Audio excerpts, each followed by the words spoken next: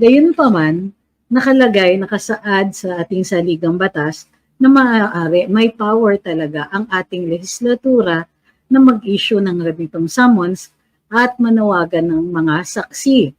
At para nang sa gayon ay ma-fulfill nila ang kanilang obligasyon bilang mga mambabatas na gumawa ng nararapat na batas para for the public good. Ngayon, hindi naman 100% all the time ay tama ang Senado o ang House kanilang pagsuserve. So, tingnan po natin yan. So, halimbawa, ang sinasabi nila ay mag-serve sila ng summons. Ngayon, para makumpel nila na pumunta ang isang saksi, kailangan natanggap yung summons na yon. Kung wala yung tao dun sa kanyang declared home address o sa ibang mga address, masaserve ba ang summons? Kadalasan po, hindi. Kasi kung wala naman doon, at pero may nag-receive, ang katanungan dito ay natanggap ba ng taong yon yung kanyang summons? So kung duly served yung summons, kailangan niyang pumunta. Bahagi po yon ng batas natin. Minsan-minsan, may mga saksi na ang sinasabi nila ay hindi naman po talaga sila kailangan doon sa pagpunta sa mga legislator, mambabatas, kung kaya't sinasabi nila, hindi po necessary. At minsan, ang sinasabi nila ay hindi makatarungan ang pagsasamon sa kanila. Ito ay isang issue na kailangan isettle either ng Senado o ng Kongreso or both. Kung necessary nga ba ang kanilang pagpatawag dito sa kanilang saksi. May ilang beses na pong dinala sa ating hukuman sa Korte Suprema ang issue na ganito, kung kaya't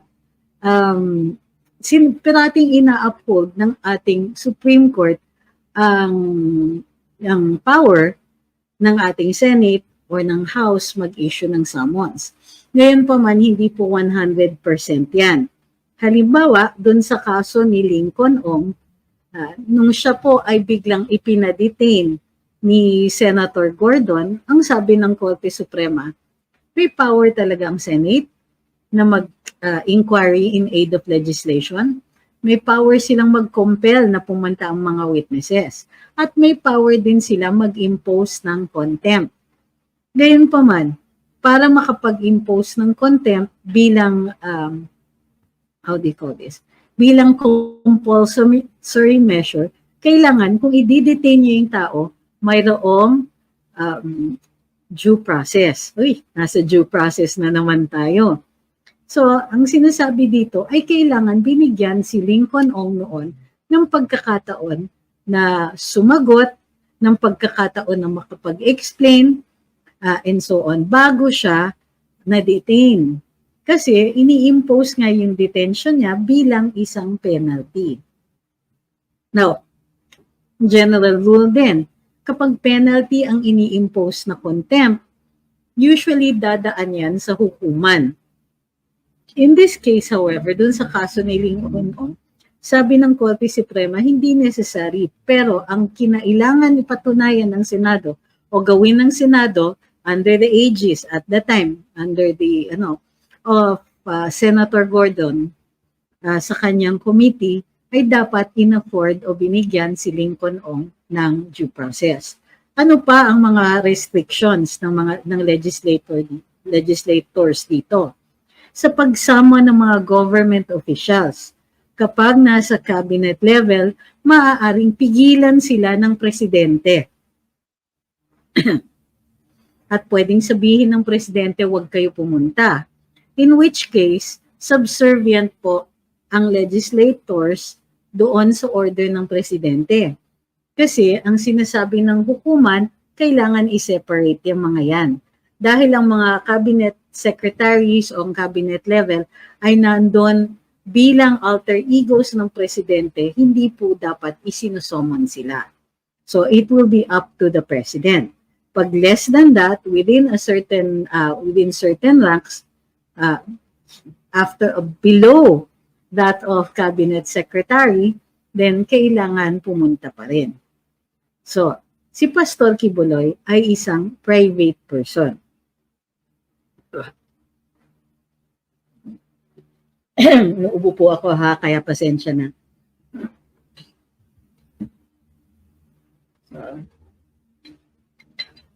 yun yung mga ilang mga restrictions sa power ng legislators natin to issue their summons at saka mag-find in contempt. Ngayon, maliwanag po yung batas pagdating dito sa pag-summon, katulad ng pag-summon kay Pastor Kibuloy. Okay?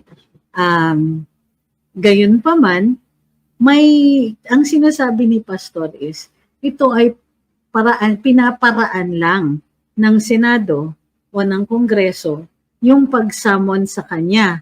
Nang sa gayon ay pahiyain siya dahil pinuno siya ng isang relihiyon. It's to take him down a notch. And also, may political aspect ito. Alam nila na malakas si dating Pangulong Duterte sa kanya, or magkaibigan sila, at binibigyan ng plataforma ni Pastor Kibuloy ang dating Pangulo para makapag-criticize sa ating gobyerno. Ito ba ay mga paraan para salagin ang summons? Posibleng hindi. Pero ang pinakadepensa niya ngayon ay kung ang summons ay tamang na-serve, kung na-serve ng maayos ito. Inanunsyo na ni Pastor Kibuloy na wala siya doon sa mga lugar kung saan ine-expect siya. And therefore, kung pilitin ng Senado na doon siya i-serve, pwede niyang i-contest kung duly served yung summons na yon. Isa yung depensa, ha?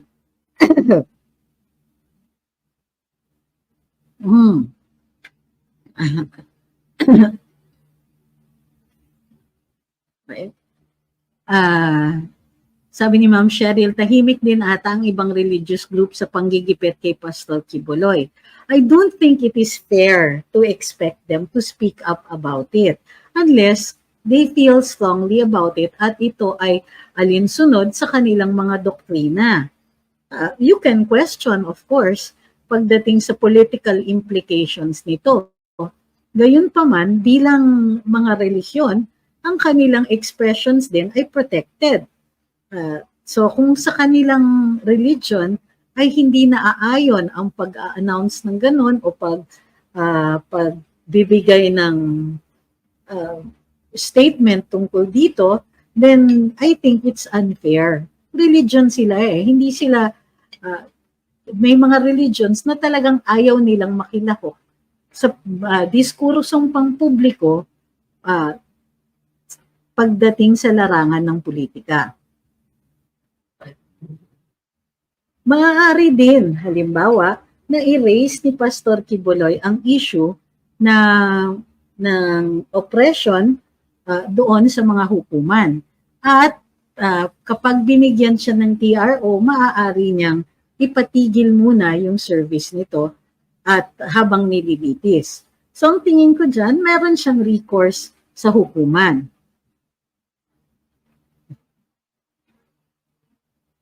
Sabi ni Kimchi Sushi, wala nga masabi si BBM sa mga namatay na sundalo sa kalokohan pa kaya ng mga Senado. Less talk, less mistake.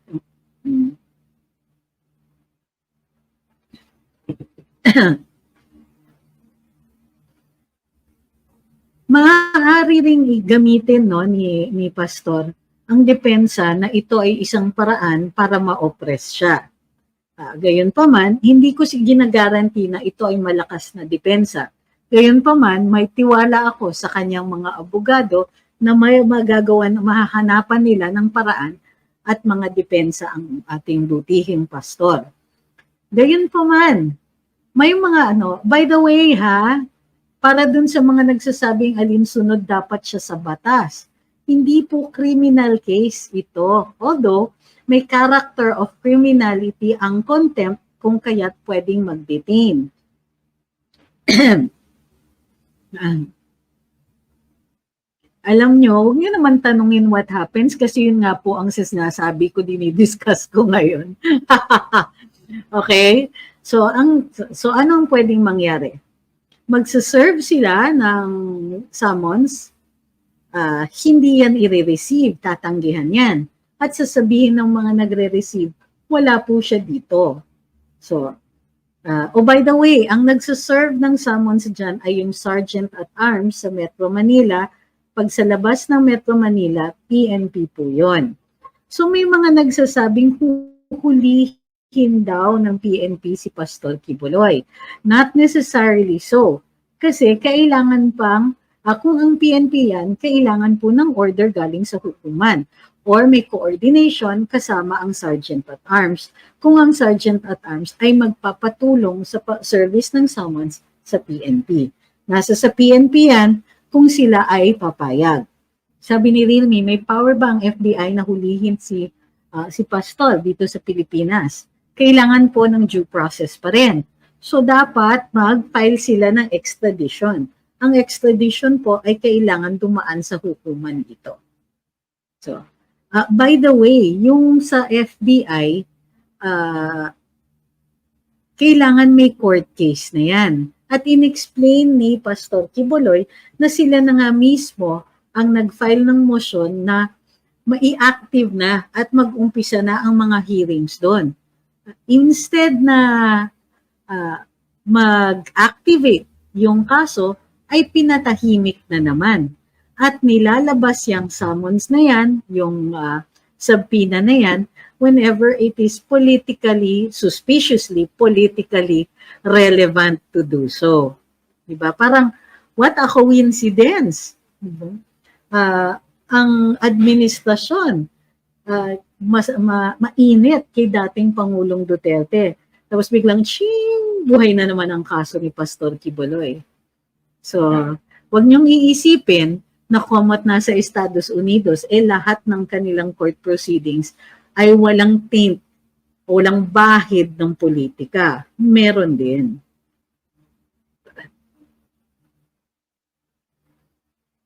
Bakit naman nila gagawin yon?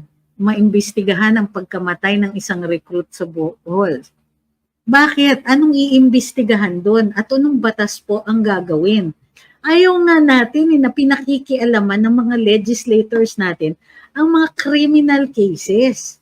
So, bakit iimbestigahan? Ano po ang kontrobersya na magbubunga ng batas? Ayaw nga natin na inaabuso ng mga legislators natin yung mga proseso nila tapos mananawagan tayo ng ganyan. Bakit daw tahimik ang judiciary? Okay, uulitin ko to as many times as it needs to be repeated. The courts will only speak when there is a case, and their voice is only heard when there is a resolution. Huwag po ninyong i-expect na ang judiciary ay magsasalita ng walang kaso, ng walang kasong hinaharap. Hindi po ang judiciary maaaring maging, how do you call this? Mema.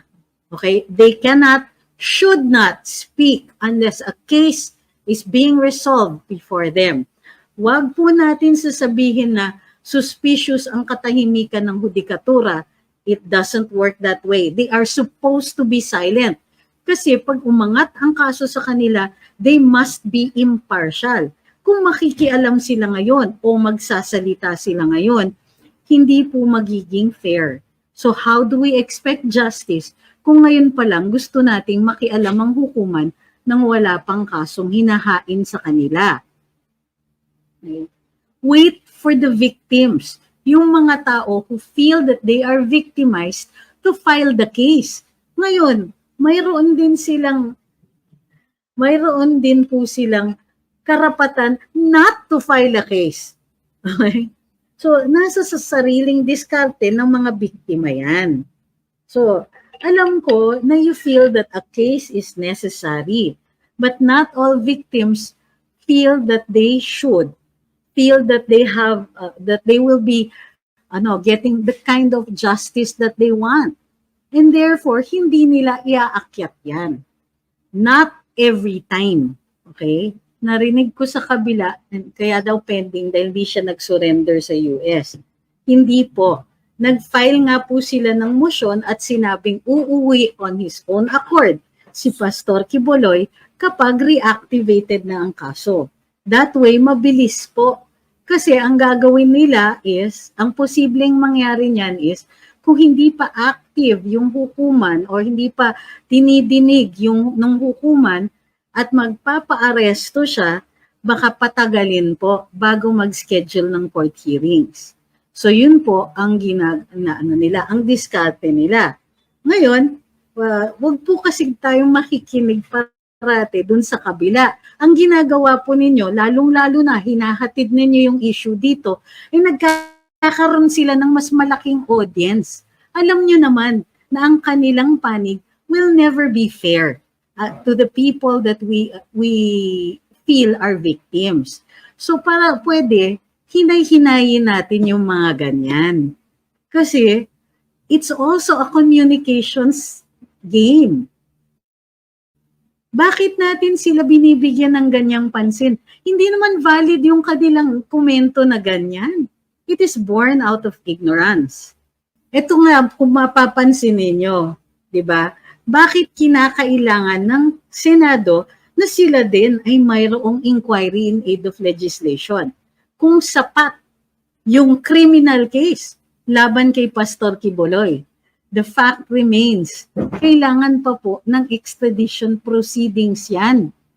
So alam nila na dahil mahirap din i-question ng hukuman ang fairness ng kanilang proceedings, they know they can do this. They know na kaya nilang dagdagan ang kasiraan. Hindi naman kasi kailangan fair ang mga tanong nila dahil hindi po mare-review ng hukuman yan, yung mga tanong nila. And so yes, they can summon him. Yes, they can use their powers. And yes, malaki yung likelihood na sabihin ng hukuman na ito po ay bahagi ng kanilang powers. Kayang in aid of legislation sa kaso ni Pastor, meron naman tayong revised penal code and VAUC. Actually, hindi lang po kasi yon. Ang sinasabi nila is labor and mga SA cases daw. Ay, ewan. May extraterritoriality aspect din po kasi. Pero hindi na ako nagtataka. Sure ako na whether meron talaga or not, meron silang isusumite kung sakaling mag-question ng hukuman na meron silang nire-revisa na batas. Ang Quiboloy side, sumi in court sa patang batas para sa kidnapping, rape, abuse. Correct. Di ba matagal na tayong against sa encroachment ng ating legislators sa criminal cases. Isipin mo, mag-iimbestiga sila. The matter is either under investigation or already in court. Ang ibig sabihin nun, one, nakikialam sila. Parang meron silang gustong i-publicize na pahayag and indirectly influence the courts. Unfortunately, dahil nga mayroon silang power na nasa saligang batas na ganyan, then they will exercise that. Meron ba tayong naririnig ng mga taong naghihikayat na i-restrict naman natin ang power to find in contempt? Restrict naman po natin yan at saka yung mga investigations in aid of legislation. Kasi pagka nasa hukuman na o active investigation, naapektuhan nila yung pagtakbo ng hustisya. So I don't blame anybody kung sa tingin natin ay nakaka-down, nakakawalang gana itong mga to. Alam natin na pure pamumulitika ito. Naintindihan ko yung politicking. Pero wag sana yung sa to the point na nag-violate na sila ng mga karapatan. Sabi ni Ma'am John, is it true 6,000 police will be deployed at the Cebu rally tomorrow? If true, it's overkill and OA. Well, I understand that. Yes, it's overkill and it's OA, and I hope na walang, kumbaga, walang mga agitators na ipapasok dyan. Yun ang kailangan ingatan natin. Ano yun style yan ng gobyerno. Magpapadala ng agitators o kaya magdadating yung mga kaliwa na galit sa mga Duterte. At ayan, ayan na yun. Ang alam natin, taktika yan, both on both ends, ang gobyerno man o yung sa kabila. Ang mga kaso, mga pag-iimbestiga na ganyan, kailangan po mayroong pasihan.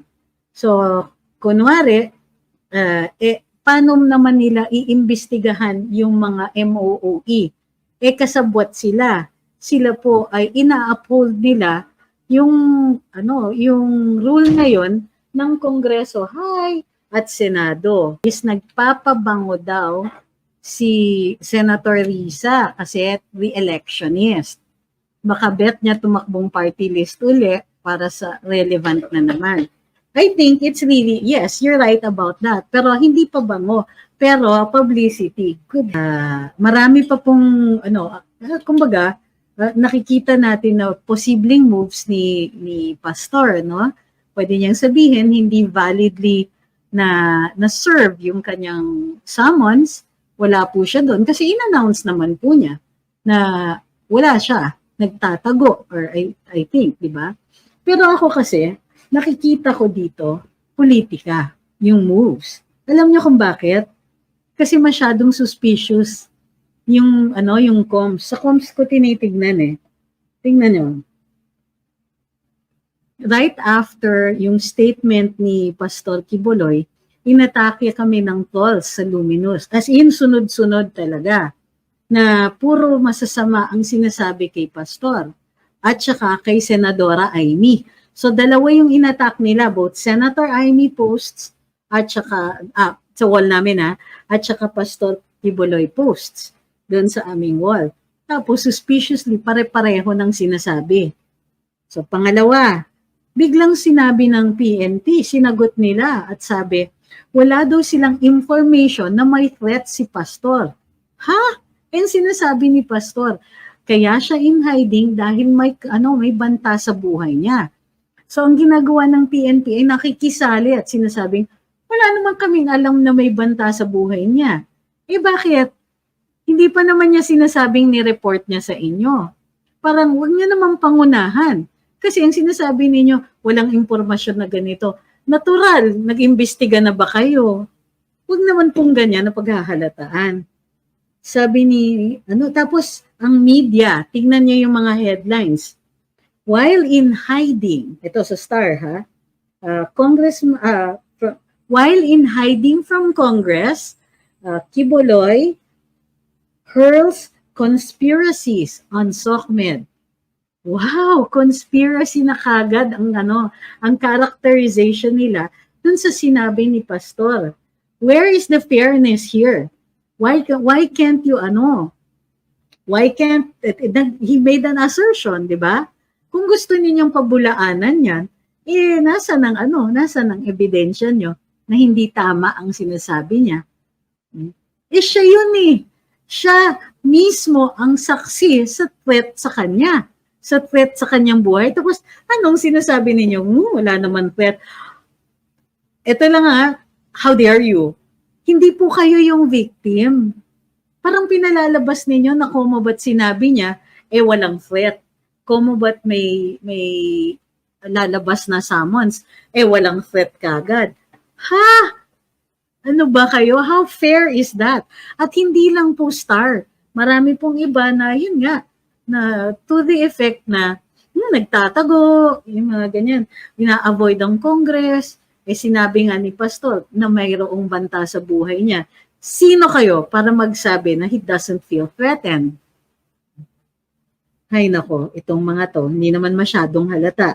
And finally, Kongreso mismo, ang sabi pa obey the subpoena or risk contempt, or risk arrest. Unang-una, Bago pa kayo nagsabi na may lalabas na arrest warrant, sinabi na nga ni Pastor na may banta sa buhay niya. Well, ang sila, ina-assume nila hindi totoo. Pero, kailangan nilang pabulaanan yan appropriately. Hindi naman nilang sabihin na wala namang ebidensya. Hay, pwede namang i-subject to due process yan. Pwede lang sabihin, oh, Mr. Kibuloy, we understand, we can guarantee your safety, etc. Pag sinabi ni Pastor, I don't trust the guarantee that Congress gives us. Deadlocked sila. Sige. Basically, sinasabi ni Pastor, sige, issue your warrant. Sabi nga ni Senator Lacson about transparency bill, pero hindi pinatutupad. Anong problema? Kaya, palibhasa, lahat sila nakikinabang sa pera na sikreto nilang minamaniobra. Ang tunay na na magiging biktima ng ganitong klaseng palakad ay yung mga kakandidato sa susunod. Kasi ang tingin ko dito, si Senator Risa ay hindi po ito nagpapalakas sa electorate. Kasi sa totoo lang, ang laki ng tama niya. Kasi 7 million ang kasapi sa Kingdom of Jesus Christ. So that's 7 million people who will not vote for her. And she needs every vote that she can get. Ang tingin ko dito is meron siyang target audience na posibleng mahingan ng ng campaign funds, 'di ba? It's not about it's not about the people, it's not about the electorate. It's certainly not about public interest. Kasi kung may criminal cases nga si Pastor, why not leave it up to the courts? So, pinakikialaman niya ito because there are people who are listening who gusto niyang magpabida at baka mahingan ng campaign funds. Ganyan naman po talaga ang mga politiko. Hindi lahat ng tao ay kanilang target audience. Kumbaga, hindi parating pang publiko ang kanilang mga parinig. Mayroon po silang ibang target. So dapat alam din natin yan. And in this case, I wonder who that target is. Kung sino ba dyan sa mga oligarko, sino ba dyan sa gobyerno ang may hawak na pera na maaaring ibigay sa mga well-mannered and well-behaved and obedient legislators. Inaresto niya na yung dalawang host ng SMNI. Unfairly. Tinreten niya na natanggalin ang kanilang prangkisa. Again, unfairly. Kasi kailangan nga ng due process. Bukod pa dyan, ilang beses nang sinuspindi ang SMNI. Okay? Ngayon, mayroon pa. May kaso man si Pastor Kibuloy abroad, hindi naman nila kinakasuhan si Pastor dito. Gusto nila, magdala ng witnesses sa Senado para siraan siya, sabihin na ito yung mga pagkakamali niya or whatever. So, bakit? Diba? Hindi ba ang nararapat na venue niyan ay yung hukuman? Ngayon, assuming na nag-file na ng kaso itong mga to, why not let the courts handle it? So, ang nakikita natin, tama rin naman. Kumbaga, may credibility when Pastor Kibuloy says he does not expect a fair shake in the Senate or in the House. Yung House, nakita na natin yung arrest, yung threat sa prangkisa, yung pinapasuspindi nila, and so on. Ito si Senator Hontiveros. Panayang there's a parade of witnesses saying all of these things to the pastor. Witnesses that claim that crimes have been committed. Why are these witnesses not filing the appropriate cases? I get it, siguro nga. May banta daw sa buhay nila. Napatunayan na po ba ang banta na yon? Bakit hindi ang Senado naman mag-assist sa mga witnesses na ito na mag-file ng mga kaso? Ano po ang iniimbestiga ninyo dito? valid ang claim ni Pastor that he does not expect a fair shake. Gawa na nga ng mga pagkaladkad ng pangalan niya doon sa hearings ng SMNI.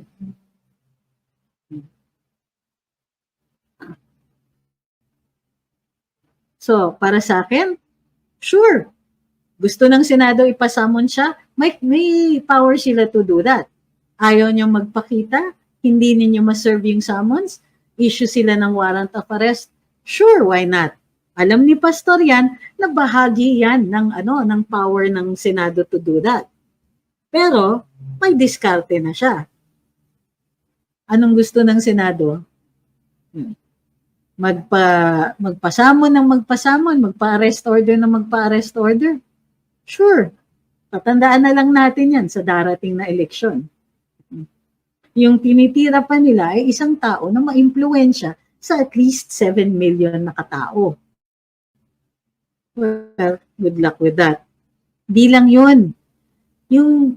While may chilling effect yan, ito yung sinasabi natin. Sabihin nila ngayon, pwede na nilang imbestigahan yung ibang mga relihiyon and so on. Pwede nilang ipasamon yung mga heads nitong mga to. Parang silang nagpapasamon ng Santo Papa, di ba? O sige, gawin ninyo yun. Pero politically, may backlash yan. Hindi naman, di ba? For every action, there is an equal and opposite reaction. So ang reaction is political. Yung taong bayan, nakikita natin, itong panghaharas, what amounts to harassment, what amounts to, oppression, what amounts to using abusing the system of the Senate and the House para meron silang i-oppress in aid of their election, re-election, or in the holy name of politics. Ay nako. Sabi ni Furby, not comparable po sa Santo Papa. Your opinion. In mine, he's the head of a religion in the same way that the Pope is the head of a religion. Yes, tandaan natin yung galit natin dito at yung clear implication na ginagawa ni Senator Risa at ng Kongreso. Tandaan po natin na mga politiko yung mga to at importante sa kanilang re-election ang opinyon ng taong bayan. So tandaan natin yung mga pangalan nila. Tandaan natin yung mga sinabi nila. Tandaan po natin na the next time they come knocking and asking for our votes at tulong para sila ay ma-elect or re-elect, wag na po natin silang pansinin. Ibaon na sa munti ko na sabihin lumot. Ibaon na sa limot ang mga yan.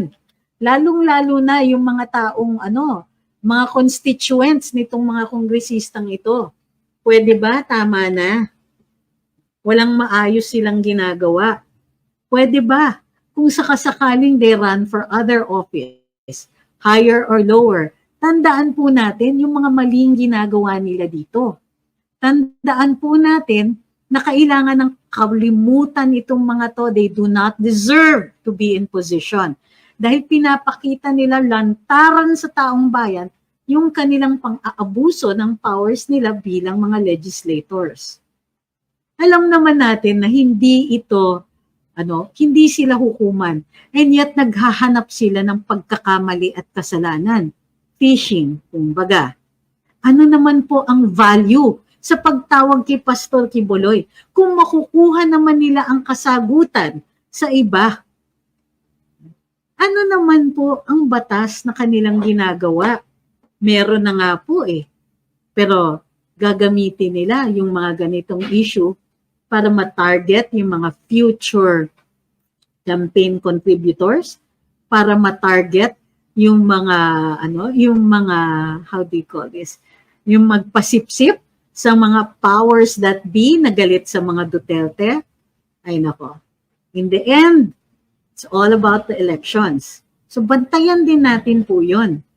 At yes, pwede naman nating gamitin yan laban sa administrasyon na ito. Kasi sa totoo lang, he lets these things happen. The leadership lets these things happen.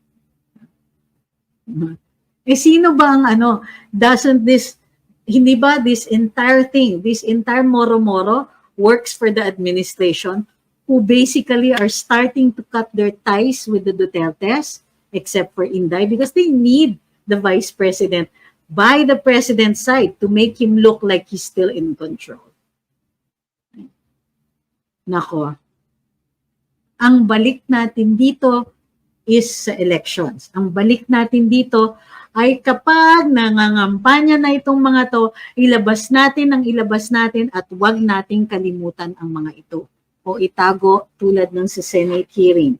Number one, the Senate hearing, the Senate is not a court. Okay? Nag-o-oath sila only to attest to the truth of what they are saying. Ngayon, kung ihahalin tulad ninyo na hukuman ng Senado, then the Senate accepts this. Ngayon, kaya nga, tama yung obserbasyon na bakit nagtatago ang mga ito? Kasi may karapatan to confront your accusers. But this is a right that you can claim in court. Okay? Ngayon, kung gagamitin yan na depensa ni pastor na may right siya to face his accusers, edi kailangan niya, that is a reason for him to go. Kaya nga hindi niya kiniklaim yung right na yun. Kini-question lang niya yung credibility nitong mga witnesses na ayaw magpakita ng muka. Tama naman, naka-question yung kanilang sincerity. Pero wag nating ihalin tulad ang Senado sa isang hukuman. Iba po yun.